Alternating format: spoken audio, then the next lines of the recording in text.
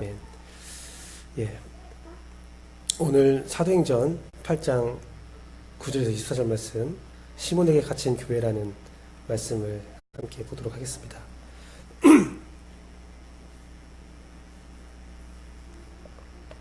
요즘 좀 이슈가 되고 있는 사건이 하나 있죠.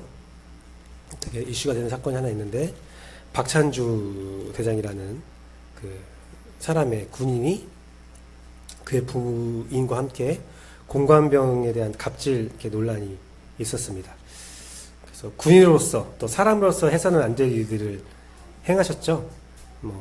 김치전으로 싸다기를 날리거나 아니면 그 전자팔찌를 키워서 사람을 무슨 정말 인권을 많이 침해했던 사건에 우리가 좀 치를 떨었죠. 아, 되게 무섭다. 어떻게 사람으로서 그렇게 할 수 있을까 했는데, 그렇게 국민적인 좀 화남, 분노가 일어날 때 거기에 기름을 부은 일이 있었죠. 그 부인의 해명이 아들 같아서 그랬다. 내가 아들 같아서 그렇게 했다. 라는 말이 더 화가 나게 했습니다. 그런데 그러한 일에 대해서 한 목사님이 그것을 설교 시간에 공관병이라는 그런 혜택을 보면서 그렇게 막 그를 신고했다라는 것을 말하면서 또 공관병을 개처럼 또 비유를 했죠. 개가 주인을 불러서 되겠냐라는 그런 것들을 했는데, 더 충격적인 것은 그것이 설교 시간에 이제 그런 말들을 발언해서 또 논란이 있었지요. 그 박찬주 대장이라는 분도 장로라고 하더라고요. 기독교인이고, 또한 간증 집회를 다니면서 내가 군 선교를 통해서 국민의 75%를 기독교화 만들겠다라는 그런 발언들도 이렇게 각종 그런 커뮤니티에서 논란이 되면서 많은 욕을 먹고 있습니다. 그러면서 기독교인들에게는 부끄럽다라는 생각을 가진 사람도 있고요. 또 일반인들은 역시 개독교구나, 그럴 줄 알았다, 니들이 여기 가겠냐라는 반응들을 보였습니다. 세상에는 참 나쁜 기독교인이 많은 것 같아요. 우리가 살아가다 보면 여러 가지 소식들을 들으면 참 나쁜 기독교인들이 많이 있다는 생각이 듭니다. 그런 생각, 그런 사건들, 그런 사람들을 발견할 때마다 저는 개인적으로 두 가지 생각이 드는데, 과연 그들도 구원받은 그리스도이니까? 라는 생각이 들어요. 그들이 그리스도인이 맞을까? 또 하나는, 그러면 참된 기독교인은 무엇일까? 무엇으로 판명되는 걸까? 말로, 행동으로, 믿음으로 굉장히 고민되는 부분이 있습니다. 물론 신학적으로 따지면 우리 믿음으로 구원을 얻는 자고, 예수 그리스도를 믿으면 다 구원이 있다라고 우리가 그렇게 배우고, 그것이 저도 맞다고 생각하는데, 그렇게 고백하는 자들의 잘못된 언행으로 말미암아 그런 것들이, 그런 믿음들이 흔들릴 때가 있죠. 침례를 받고 출석률이 좋으면 좋은 기독교인인가? 물론 개인이 다른 개인의 구원의 여부, 믿음, 신앙을 평가할 수 없지만 분별은 반드시 필요하다는 생각이 듭니다. 왜 그러냐면 이것은 타인을 판단하기 위한 것이 아니라 나 자신을 온전히 하나님 앞에 세우기 위함, 내 신앙을 지키기 위함이겠지요. 그래서 자기 자신을 돌아보면서 참된 기독교가 무엇인가를 우리가 고민하고 숙고하는 것은 반드시 필요하다라는 거죠. 매우 중요하기 때문에 그런 분별에 대해서, 그런 신앙의 형태에 대해서 성경에서는 여러 가지 부분에서 그 모습을 보여주고 있죠. 어떤 것이 올바른 신앙의 자세다라는 것들을 보여주고 있습니다. 오늘 본문도 우리에게 거짓된 기독교인과 또 참된 기독교는 무엇인가를 좀 분별케 해주는 기준이 되는 말씀인데요. 오늘 말씀을 통해서 거짓된 기독교인의 전형적인 모습을 발견하여 교훈 삼는 여러분 되기를 소망합니다. 오늘 여러분에게 본문이 소개하고 있는 인물은 마술사 시몬입니다. 베드로와 이름이 똑같네요. 시몬 베드로인데 이 사람도 마술사 시몬이라는 사람입니다. 그는 복음의 역사와 반동적인 행위를 보이는 인물인데요. 중요한 것은 그는 외부 사람이 아니었어요. 마술사 시몬은 외부 사람이 아니라 그 내부의 적이었어요. 내부의 적. 마치 베드로가 예루살렘에서 사역을 할 때 아나니아 삽비라 사건이 있듯이 그 내부에서 어떠한 일들이 벌어졌듯이 시몬도 내부에서 좀 문제를 일으키는 사람으로 보면 여러분들이 이해하기 편할 것입니다. 그렇다면 이 시몬의 정체는 무엇인가? 시몬은 교회사에 독특한 이력을 남긴 인물인데요. 시몬은 지난주에 우리 빌립이 와서 사마리아 성을 이렇게 사역했다라고 제가 말씀을 드렸었는데, 그 전에 그 사마리아 성을 지배했던 영능력자였어요.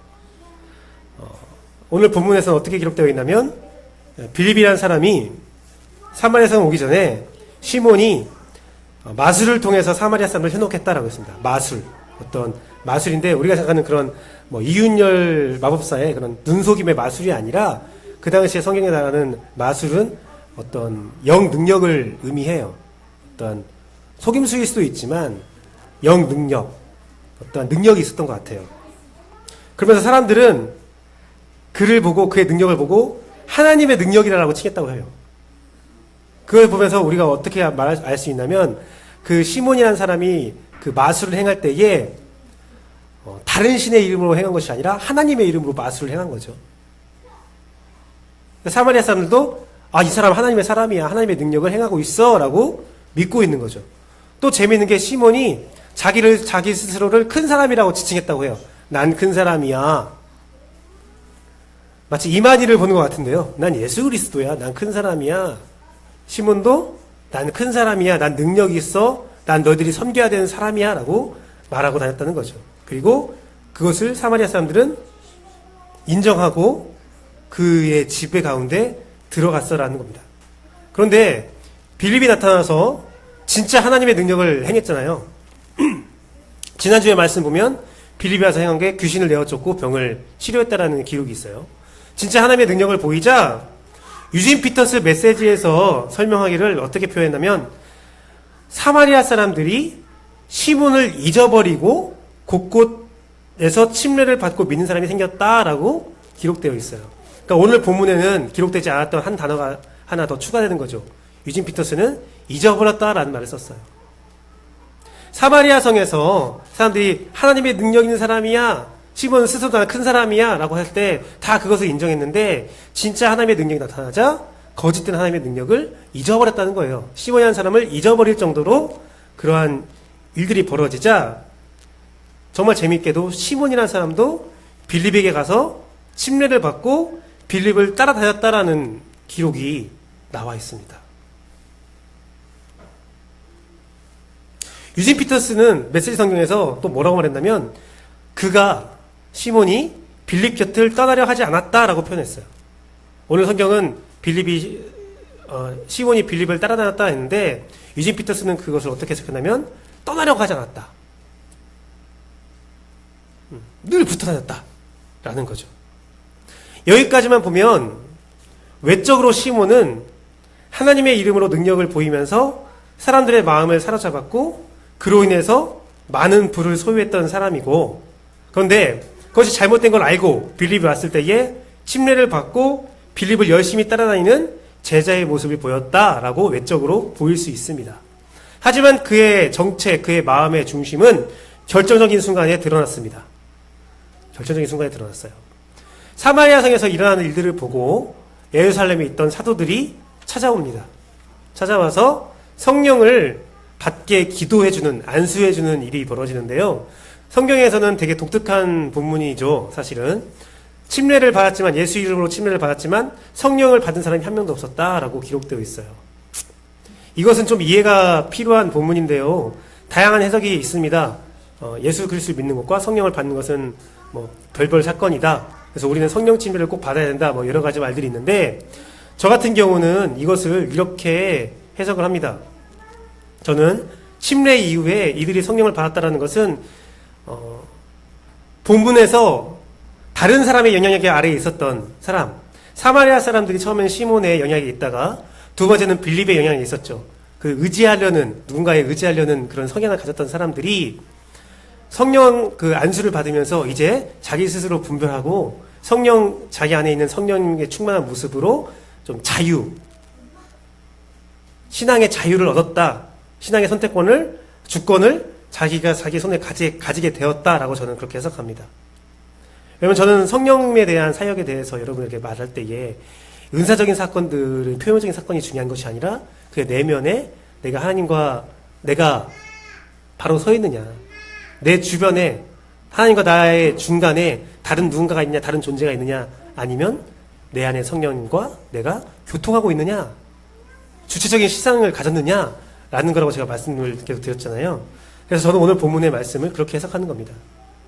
침례를 받았지만 계속 누군가를 따라다니고 누군가의 얽매이는 신앙생활을 하다가 사도들이 성령에 대해서 가르쳐주고 또 기도해주면서 그들이 깨우침을 알고 그 안에 있는 성령이 깨어나 성령 충만함으로 자유함을 얻은, 신앙의 자유함을 얻은, 성령 충만하여서 다른 사람의 영향을 받지 않고 자신 안에 있는 성령과 소통하며 스스로 말씀도 보고 스스로 기도하고 하나님의 뜻을 분별하는 그 자유를 얻었다라고 저는 해석을 합니다.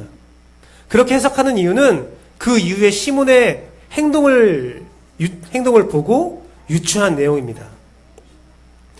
사마리아 사람들이 성령을 받으면서 그런 사건이 일어나자 그렇게 빌립의 곁을 떠나지 않으려고 했던 시몬이 빌립의 곁을 떠납니다. 그리고 사도들에게 찾아가죠. 오늘 본문은 굉장히 그 시몬의 감정 상태, 행동 상태가 변한 것을 보여주고 있는데요. 빌립의 곁을 떠나지 않았던 시몬이 그를 떠나 사도에게 갑니다. 그리고 그에게 사도들에게 부탁을 하죠. 너희들이 성령을 주고 있는데 그 능력, 그 기도하는 주권을 나에게 팔라. 내가 얼마든 줄 테니까 그것을 팔라라고 합니다. 그토록 떠나지 않았던 빌립 곁에 떠나서 사도들에게 가서 원하는 것이 무엇이었습니까? 철저히 인간적인 계산으로 성령을 주는 능력을 내가 소유하고 싶다. 내가 독점하고 싶다라는 거죠. 그 말을 통해서 우리는 빌립이 왜 이런 행동을 해왔는가를 알 수 있죠. 빌립이 가장 원했던 것은 시몬이 원했던 것은, 시몬이 철저하게 빌립을 떠나지 않았던 것은 그의 철저한 인간적인 계산으로 행했던 거죠. 시몬이 원했던 것은요, 영향력이었어요. 영향력. 그리고 그 영향력을 통한 부의 축적이었어요. 시몬의 관심사는 공적인 의가 아니라 개인적인 사유와 욕심이었어요. 오늘 말씀을 보세요. 빌립이 오기 전에 시몬이라는 사람은 사마리아 사람들에게 영향력이 있었고 사마리아 사람들의 운명을 좌지우지할 수 있는 능력이 있었어요. 그로 인해서 많은 부가 있었죠. 그가 하나님의 능력자라는 말을 들었잖아요. 마술을 했잖아요. 제가 그것을 유추해봤어요. 곰곰이 생각해봤어요. 말씀을 다 쓰고 말씀을 준비하고 기도하면서 이 마술이 어떤 형태였을까 생각해보니까 빌립이 사마리아 성에 도착했을 때에 그가 행했던 게 병을 치료하고 귀신을 내어 쫓아갔다는 그 사역들을 행했잖아요. 시몬은 이렇게 한 거죠. 사술을 통해서 병과 귀신을 통해서 그 사람들을 얽매였던 거예요. 저주를 내리거나 시몬 안에 있는 악한 영들이 사마리아 사람들을 위협하는 거죠. 너 이런 거죠. 너 나 섬기지 않으면, 나 인정하지 않으면 너 병들 거야. 너 귀신 들릴 거야. 병이 되고 귀신이 들려요. 그럼 가서 치료해주면서 야 돈을 줘. 돈을 내. 혹은 나에게 돈을 바치지 않으면 너희 집안에 안 좋은 일이 있을 거야. 나는 큰 사람이니까. 그렇게 자신의 삶을 살았던 거죠. 그 영향력, 그 영향을 통한 부의 축적. 그런데 갑자기 빌립이 오자 진짜 하나님의 능력이 와서 그것들을 치료하자 사람들이 그 시몬을 잊어버린 거예요. 시몬을 더 이상 두려워하지 않는 거죠. 영향력이 없어지는 거죠. 그러자 시몬이 빌립 옆에 딱 붙어 다니는 거예요. 그러면서 계속 그 영향력을 유지하려고 하는 거죠. 사람들이 빌립을 신봉하잖아요. 옆에서 내가 2인자야. 그 자리를 지키면서 자신이 가졌던 영향력을 놓치지 않으려고 한 거죠. 그런데 어느 날 또 사도들이 나타나서 성령을 막 주니까 이제 시몬은 큰일이 난 거예요. 빌립이 나타났을 때도 빌립의 영향력에서 사마리아 사람들을 좌지우지할 수 있었는데 이제 사도들이 나와서 성령을 받으면서 사람들이 다른 사람의 얽매이지 않는 신앙적 자유를 얻고 스스로 분별을 하고 능력을 행하자 시몬은 아예 그 원천을 끊어버리려고 한 거죠. 좋아. 내가 돈을 줄 테니까 성령을 줄 수 있는 독점을 나에게 달라.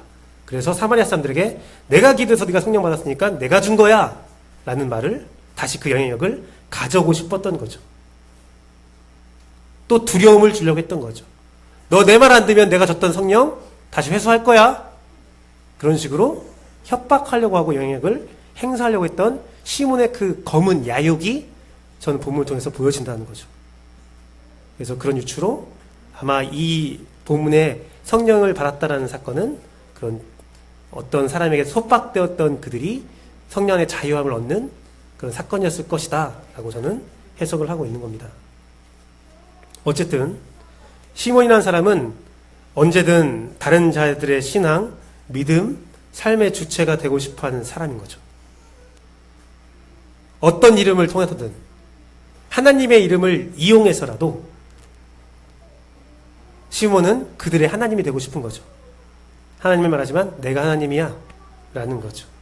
그로 인해서 그가 얻고자 하는 것은 단순한 영향력, 단순한 칭송이 아니라 권위가 아니라 돈이었죠. 막강한 부. 어떻게 보면 만몬의 개인적 욕구에 사로잡혀 있는 시몬이라고 볼 수가 있는 겁니다. 사랑하는 씨앗침례교회 성도 여러분, 제가 매번 말하지만 죄의 근본은, 죄의 정체는 내가 하나님이 되고자 하는 마음이다라고 제가 말씀드렸잖아요. 창세기 말씀을 통해서 첫 죄를 짓는 선악을 분별하는 나무의 실과를 먹는 모습을 통해서 제가 말씀드렸던 자신에게 하나님이 되고 하나님이 주신 율법이 있는데 내가 율법을 좌지우지 만드는 거죠. 내가 먹어버려요. 그리고 그것을 먹은 다음에 하나님 먹지 말라는 그 열매를 먹고 나서 한 게 무엇입니까? 아담에게 너 먹어. 아담이 하나님이 되는 거죠. 나의 하나님이 되거나 아니면 타인의 하나님이 되고자 하는 그 마음, 내 인생의 주권을 성령님께, 하나님께, 예수 그리스도께 드리는 것이 아니라 그들을 주로 여기는 것이 아니라 내 뜻대로 행하는 것, 또한 다른 사람의 자유를 침해하고 빼앗는 것, 그것이 죄의 근본이다. 시몬이 바로 그러한 죄의 근본을 행하고 있던 사람이라는 거죠. 그런 시몬에게 베드로는 선포합니다. 악독이 가득하고 불의에 매인 바 되었다. 즉 시몬은 누군가를 자신의 능력 가운데 올가매려 했지만 베드로는 그의 정체를 밝혀 말한 거죠. 너는 다른 사람을 얽매이려 했지만 너조차 악독과 불의에 매여 있다. 너도 자유하지 못하다. 죄로 인해 매여 있다. 너는 불의에서 자유하지 못했다. 그의 외면엔 어떤 모습을 보인다 할지라도 시몬은 악독하고 불의한 사람이었어요. 그가 어떤 칭송을 받는다 해도 그의 정체는 불의와 악독에 매인 사람이었어요. 그 사람이 스스로 되게 자부심이 있었죠. 난 큰 사람이야 라고 생각해도 그는 불의와 악의에 매여 있는 사람이었고, 많은 사람들이 쟤는 하나님의 능력 있는 사람이야 라고 지칭을 해도 그는 악독과 불의에 매여 있었고, 그가 침례를 받고 빌립 곁을 떠나지 않으려 하고 그의 참된 제자가 된 것 같은 모습을 보여도 그는 악독과 불의에 매여 있는 사람이었어요. 그의 마음은 바르지 못했고 그는 그리스도와 관계도 맺지 못했고, 베드로는 그에게 넌 분깃도 없고 너는 네가 원했던 돈과 함께 망할 거야 라고 선포를 받았죠. 하지만 베드로는 그가 멸망하기를 바라지 않았습니다. 그래서 그에게 살 길을 열어주었습니다. 베드로는 시몬에게 회개해라. 네가 악독과 불의에 매인 바 되었지만 이제 회개해라 라는 말을 합니다. 그러자 시몬이 어떻게 행동합니까? 회개합니까? 아니요. 회개하라는 베드로 말에 시몬은 이렇게 대답합니다.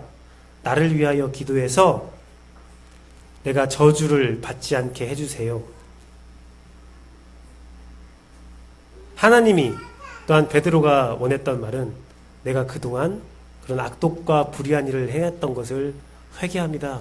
나를 진정 성령 안에서 자유케 해주옵소서 라는 회개의 기도로 바랬지만 나 저주만 안 받게 해주세요 라는 거예요. 나 나쁜 일 당하지 않았으면 좋겠어요. 청탁을 하죠. 그게 그의 신앙의 한계죠. 잘못을 회개하고 마땅한 회개의 눈물을 흘려야 함에도 불구하고 나 그냥 나쁜 일만 안 당하게 해주세요. 그의 이러한 모습들을 통해서 그의 마음속에 있는 신앙, 그의 믿음을 무엇이라 말할 수 있느냐? 그는 신앙과 믿음을 도구화했던 사람에 불지나지 않는다는 거예요. 신앙과 하나님을 부의 축적의 도구 혹은 내가 저주받지 않을 도구라는 거죠.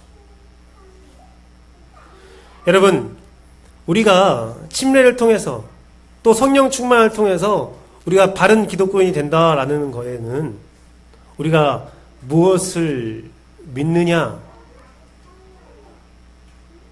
어떤 신앙적인 종교를 가지고 있느냐가 중요한 게 아니라 여러분 안에 무엇이 있느냐, 내 안에 나를 지배하는 것이 무엇이냐, 내가 예수 그리스도를 믿고 신앙을 갖고 있는데 무엇을 위해서 이 신앙을 갖고 있느냐라는 것이 중요하다는 거예요. 하나님을, 종교를 도구화 삼느냐, 아니면 내 삶의 주인, 내 삶의 인도자로 생각하고 여러분 삶을 분별하며 바른 삶이 무엇인가? 성경이 말하는, 하나님이 원하는 주 예수 그리스도가 우리를 위해서 십자가에 못 박혀 돌아가셨다는데, 그렇다면 그 십자가를, 그 보혈을 믿는 우리로서 우리가 어떻게 판단하고, 우리가 어떻게 생각하고, 우리가 어떻게 말을 하고, 우리가 어떻게 행동해야 되느냐? 그것을 주체적으로 찾아가는 삶이에요. 완전한 자유를 소유하고 그 자유를 누군가에게 뺏기지 않는 삶을 살아야 된다는 거죠. 다른 존재에 여러분의 그 신앙의 자유를 침범받지 않아야 된다는 거죠. 하지만 오늘날 그 옛날도 마찬가지고요. 시몬이 대표하는 거짓 기독교인에게 우리의 자유는 늘 위협받고 있다는 사실을 여러분이 기억해야 합니다. 시몬 같은 기독교인들은 항상 여러분들을 내 마음대로 수족 삼으려는 마음이 충만해요. 그로 인해서 얻어지는 이익에 대한 욕망으로 가득해 있다는 겁니다. 그리고 그의 실체가 세상에 드러날 때 그의 마지막 선택은 회개가 아니라 그 저주를 피하려는, 피해만 피하고자 하는, 그들 스스로가 누구보다도 하나님의 진노가 얼마나 큰지, 그 저주가 얼마나 큰지를 알고 있기 때문에, 하지만 하나님의 징계를, 그 크금을 알고 있음에도 자신 안에 있는 욕망을 포기할 수 없기 때문에 그냥 진노만 피하고 난 이 생활을 유지하고 싶어 라고 하는 거죠. 그들이 두려워하는 것은요, 자기가 진노받는 것보다 더 두려워하는 것이 있어요. 뭔지 아세요? 그들은 자신이 잘못을 행하거나 하나님께 진노받는 것보다 더 두려운 것이 다른 사람이 성령 안에서 세워져서 그 신앙의 자유를 찾는 것을 더 두려워해요. 어떻게든 그래서 자신의 정체가 들키지 않고 사람들을 지배하려고 온갖 수를 씁니다. 온갖 마술과 능력과 기술을 동원해서 자신을 하나님의 사람으로 치장하지요. 그러나 끝내 그들의 정체는 드러나게 되어 있어요. 오늘 시몬처럼요. 시몬은 그의 정체가 드러나고 또한 그는 교회사에 기록되는 사람이 되고 그의 시몬이란 이름은 고유 명사가 됩니다. 신학적 용어가 돼요. 뭐냐면 신학적 용어로 시몬이란 뜻은 성직 매매라는 뜻으로 사용됩니다. 성직매매. 돈으로 능력을, 성직을 사는 행위에 지칭하는 명사가 된 거죠. 마술사 시몬. 그러면 시노에 현혹된 사람들의 상태는 어떨까요? 사마리아 사람들의 상태. 제가 잠깐 말했지만 시몬에게 현혹된 사람들, 사마리아 사람들은 시몬의 능력을 하나님의 능력으로 믿고 두려워하고 따랐죠. 하지만 그들의 실상은 제가 방금 말했던 것처럼, 아까 말했던 것처럼 병자였고 귀신에 들린 사람이었어요. 병이 치료받지 않고 귀신의 문제가 떠나가지 않았죠. 그럼에도 불구하고 그들은 시몬의 정체를 알지 못하고 다른 대안을 알지 못하고 찾지 못했기 때문에, 또한 시몬의 외적인 권위에 눌려서 현혹되어서 그를 따르는 것이 당연해, 그를 따르는 것이 우리에게 축복이 있는 길이야 라고 생각을 하고 그에게 얽매여 있었죠. 그들이 마땅히 하나님 예수 그리스도 안에서 누려야 할 자유를 스스로 포기하고 시몬에게 자신의 모든 자유를 맡겼죠. 그들을 자유케 하는 그들에게 해결점은 딱 한 가지였습니다. 예수 그리스도의 능력, 성령 충만. 그래서 사도들이 그들을 위해서 기도할 때 성령 충만 임하고 그들은 신앙적 자유를 얻게 되었죠.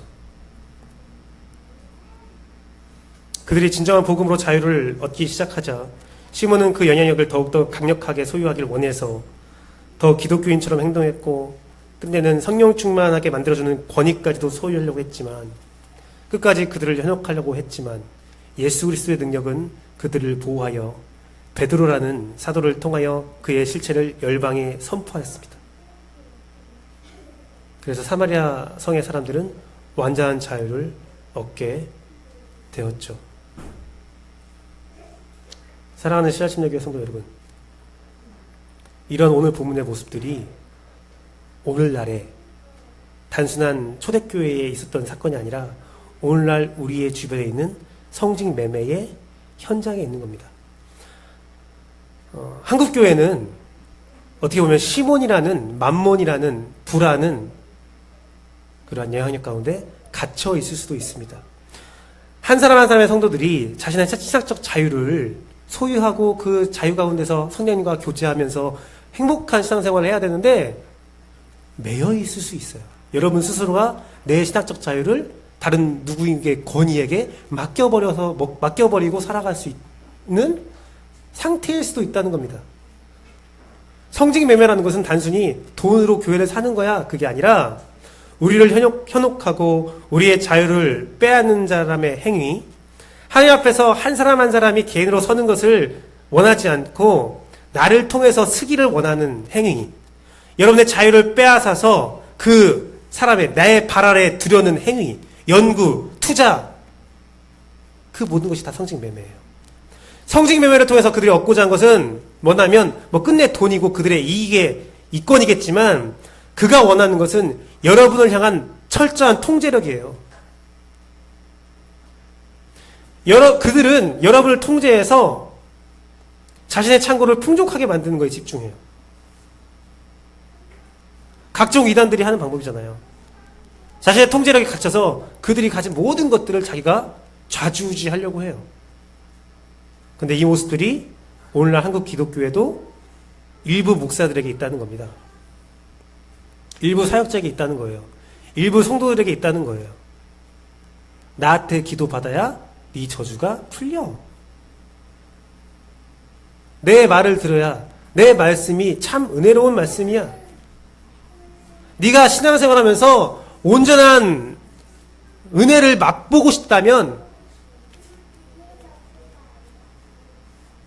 이 목사님, 이 교회에 다녀야 돼. 이 사람 말씀 들어야 돼. 성직 매매예요. 우리가 도움 받을 수 있고 그들의 논조나 그들의 성경을 통해서 설교를 통해서 은혜도 받을 수 있죠. 그것들을 부정하는 건 아닙니다. 하지만 여러분의 신학적 자유를 누군가에게 얽매이게 하진 마세요. 여러분을 진정으로 자유케 하는 것은 오직 한 가지입니다. 예수 그리스도를 통한 복음, 여러분 안에 살고 있는, 각자 안에 살고 있는, 살아 역사하고 있는 그 성령에게 순종하는 그 마음. 누가 그런 말을 했어요. 저에게. 왜 하나님은 나에게만 부담감을 줄까? 두 사람이 잘못했어요, 예를 들어서. 그런데 첫 사람은 마음에 부담이 전혀 없고 신앙생활 잘하고 있어, 그냥. 행복하게 살아. 난 계속 부담감이 있어서 내가 잘못한 것도 없는데 내가 먼저 용서를 구하거나 내가 먼저 회개를 해요. 그럼 억울할 때가 있죠. 첫 사람이 잘못했는데 왜 내가 회개하지? 제가 그때 그렇게 얘기했어요. 하나님이 너에게만 부담감을 주는 게 아니라 너만 하나님 말을 듣는 거 아닐까? 똑같이 하나님께서 부담감을 다 적겠지만 하나님의 말씀이 무엇인지 성령 안에서 알게 했지만 넌 그 음성을 듣고 그거에 고민하는 거고 다른 사람은 그걸 고민하지 않는 거죠. 왜 고민하지 않는지 모르겠지만 그거 아닐까라고 제가 얘기했어요. 혹시 여러분들은 여러분의 마음을 좌지우지하는 설교를 들으면서 여러분 안에 있는 성령님의 음성에는 귀를 기울이지 않는지 돌아봐야 된다는 거예요. 오늘 설교를 하면서 또 설교를 제가 작성하면서 또 여러분의 설교를 들으면서 제가 바라는 것은 오늘날 기독교의 모습을 오늘 본문에 투영시켜 보기를 원합니다. 우리는 목회를 어떻게 생각하는지, 능력 있는 하나님의 사람을 어떻게 평가하는지, 그가 어떤 삶을 살았던지, 그 안에 어떤 것이 있는지 판단하는 건지, 아니면 목회자와 그 목회, 교회를 판단할 때에 그 사람 안에 있는 것이 무엇일까, 그 사람이 주장하는 것이 무엇일까를 판단하는 것이 아니라 그 사람은 능력이 있으면 돼. 그 사람은 감동을 주면 돼. 그 사람에게 은혜가 있다면 나는 기꺼이 그에게 내 인생의 주권을 다 맡길 거야. 그가 수려한 말로 귀한 설교로 때로는 엄청 능력을 보인다면 나에게 어떠한 영향을 행사해도 좋아. 성령님을 통한 나의 자립적이고 주체적이고 자유로운 신앙이 아닌 어떠한 존재에게 귀속되어서 그것을 하나님의 사랑으로 알고 난 따라갈 거야. 그런데 이 모습이 오늘날 좋은 신앙이라고 불리는 거죠. 우리는 다 사마리아 성에 살고 있는 사마리아인이죠. 성령을 통해서 개개인의 자유를 두려워하는 사람들이 여러분에게 끝까지 인간적인 영향력을 행사하고 영적인 영향력을 행사하려고 하고 그 안엔 진정한 회개도 없는 악독과 불의에 매여있는 거짓들의 양상, 거기서 여러분이 자유해야 된다는 겁니다. 종교를 도구로 변질시켜서 신앙을 사교화하고 신앙을 사고파는 그 안에서 성령 충만함으로 여러분이 자유를 누려야 돼요. 여러분이 그거에서 자유 누리는 방법은 딱 한 가지예요. 기도와 말씀 묵상을 통한 성령의 충만함. 여러분이 먼저 성령 충만하지 않으면 금세 그들은 여러분을 얽매이려 할 거라는 거죠. 우리에게 필요한 것은 지금 회개함으로 여러분 안에 있는 성령에 집중할 수 있는 그 자유함을 얻는 것입니다. 말씀을 뵙도록 하겠습니다. 목회를 하면서 가장 어이없는 순간들이 있지만 저는 대부분 이런 말을 들을 때 되게 어이가 없습니다. 목사님, 어떤 사람의 설교, 어떤 사람의 책을 보면 그 사람이 삶에서 욕을 먹고 있지만 그게 무슨 상관이 있겠어요? 능력이 보이고 은혜가 있으면 됐죠. 또한 목회를 하면서 동료 목사들에게 이런 말을 들을 때도 있습니다. 뒤에서 어떤 행동을 해도 대중 앞에서 능력을 보이면 목회가 성공할 수 있다는 거죠. 혹은 내가 믿고 따르는 목회자가 어떤 소문이 나고 그것이 사실로 밝혀졌다 할지라도 지금 나에게 능력을 주고 지금 나에게 은혜를 끼치고 있다면 그 사실이 어떤 상관이 있겠냐? 아니죠. 절대 아니죠. 오늘 본문은, 오늘 성경은 절대로 그것은 사실이 아니라는 것을 보여주고 있다는 거죠. 아니야.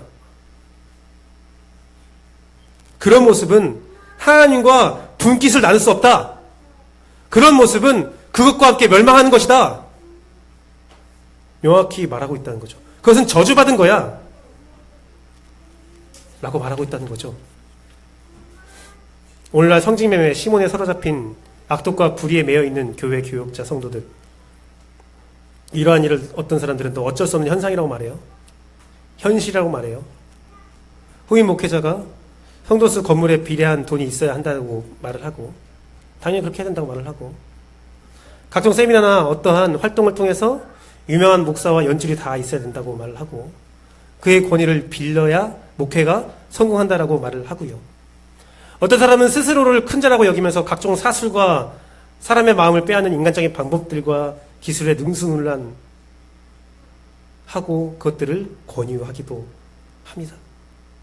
기도와 말씀 묵상, 삶에 대한 처절한 고민들은 성도들이 할 필요 없어. 우리가 할 테니까 너희는 나만 따라와 라고 말을 합니다. 성령님에 대한 자유를 용납하지 않고 한 명의 카리스마와 신학에 가두어 두려고 합니다. 한 사람의 영향력 아래서 한 사람의 관점에서 집중된 말씀 훈련이나 제자 훈련이라는 이름으로 그런 사상들을 주입하는 경우도 있습니다. 다른 곳에서 얻을 수 없는 것을 내가 가졌다고 말하며 자신에 속한 공동체에 자신의 사마리아성 같은 곳을 만들어서 그 영향력을 넓혀가려는 경우도 있습니다. 여러분, 그들을 분별하는 방법은 오늘 보면 나와 있는 것처럼 너무나 쉽습니다. 그들의 창고와 그들의 마음을 살펴보면 된다는 거죠. 그들의 창고가 세상의 것으로 가득 차 있다면, 그들의 창고가 누군가의 자유를 빼앗는 것을 위함이 있다면, 그들이 섬기는 것이 결과적으로 세상적 권력과 권위라면 그들은 모두 시몬입니다. 하나님의 큰 일을 하는 것처럼 보이지만 결과적으로 그들의 창고가 커져 있다면 그들은 영락없는 시몬입니다. 그들이 하나님의 큰 종으로 보이고 사람들이 그렇게 평가해도 그들의 창고가 커져가 있다면 그들은 시몬이고 그들은 하나님을 섬기는 게 아니라 만몬을 섬기는 자입니다. 물론 제가 지금 여기서 무소유를 말하는 건 아니에요. 베드로의 여러분, 세상을 산다면 우리가 소유가 있을 수밖에 없겠죠. 그래서 우리가 창고에 대한 분별도 필요하지만 마음에 대한 분별도 필요하다는 거죠. 베드로는 오늘 시몬에게 네 마음이 바르지 않아서 네 마음에 품은 것을 사함을 받아야 된다, 회개해야 된다라고 말하죠. 이 마음은 헬라어로 루스라고 하는데요. 그건 생각이래요. 생각. 사람의 삶이 온전하지 못할 수는 있어요. 아직은 때가 되지 않고 회개가 온전히 이루어지지 않을 수도 있어요.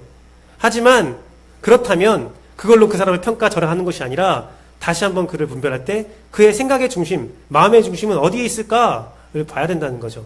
그의 마음의 중심이 내가 지금 해가고 있는 것이 죄악이야, 회개하고 싶어. 하지만 내가 세상 살면서 잘 끊어지지가 않네. 내 삶에, 내 세상적 삶에 뭔가 윤택을 내가 누리고 살아야겠네. 살고 있지만 그 마음의 중심에 철저한 회개가 있고, 아, 난 왜 그렇게 살지 못할까? 온전히 사는 것이 무엇인지 내가 알고 있는데 왜 그러지 못하고 있을까? 그의 생각이 바르다면 그는 시몬은 아니라는 거죠. 내 삶과 내 생각을 늘 성경을 통해서, 성령을 통해서 이웃이 원하는 것이 무엇일까? 하나님이 원하는 것이 무엇일까를 개개인적인 삶만 보는 것이 아니라 공적인 삶을 추구하는 사람이라면, 그리고 바라건대 결정적인 순간에 그런 공적인 삶을 선택하며 자신이 소유한 모든 것들을 포기할 수 있는 사람이라면,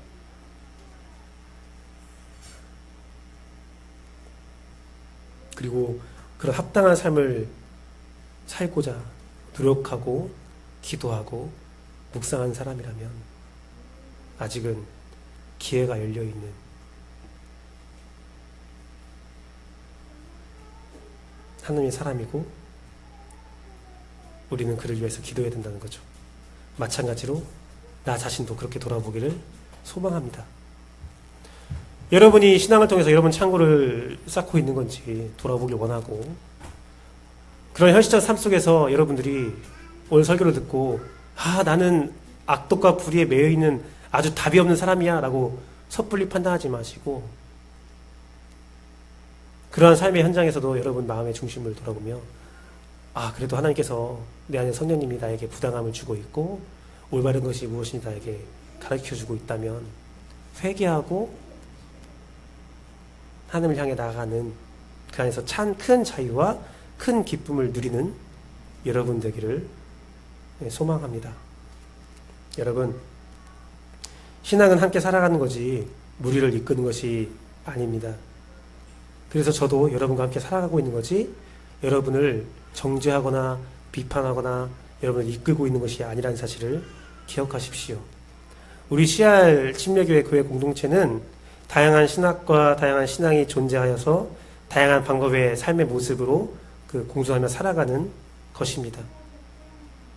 그냥 우린 같이 살아가고 있는 거예요.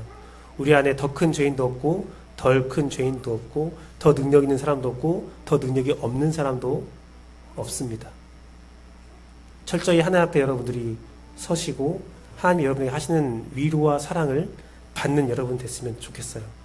그래서 우리가 함께 공동체 생활을 할 때도 혹은 개인의 사정으로 해서 다른 공동체에서 생활을 해야 될 때에도 아무리 훌륭하고 능력 있는 사람을 만나고 그런 주장을 하는 사람 만나고 다 그렇게 평가받는 사람 만나고 내가 그렇게 보이는 사람을 만나도 여러분의 영혼의 선택권은 절대로 넘겨주지 마십시오.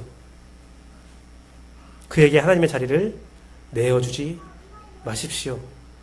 다른 사람에게도 나에게도 하나님의 자리를 내어주지 마십시오.